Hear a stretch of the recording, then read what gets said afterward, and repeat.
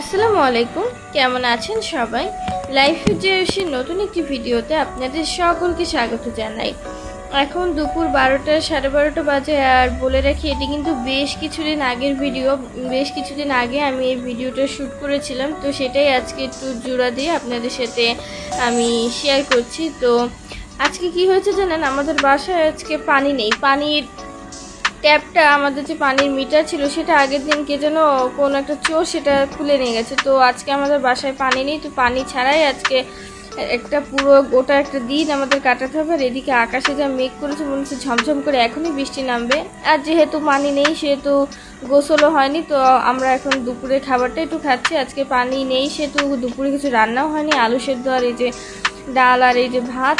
আর দুপুরে পানি চলে এসেছিলো আমাদের 3:30 4টার দিকে। তো পরে ভাবলাম একটু এই যে ছোলা ছিল সেগুলো একটু ভাজি।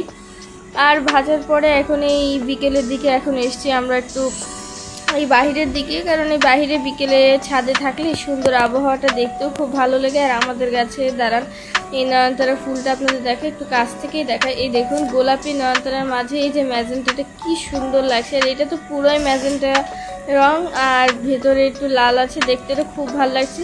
আর এরই মাঝে চলে গেছে আবার কারেন্ট। তার মধ্যে আমরা ভাবছি একটু চাটা খেয়ে নিই, কারণ চা না খেলে কার কেমন লাগে আমি জানি না, সন্ধ্যায় তো আমার একদমই ভালো লাগে না।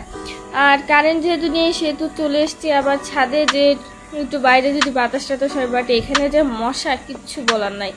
তো এই তো ছিল আজকের ভিডিওটা। আজকে আমি ব্লগটা এখানে শেষ করছি। যদি আমার ব্লগটা আপনাদের ভালো লেগে থাকে তাহলে অবশ্যই লাইক কমেন্ট শেয়ার করবেন।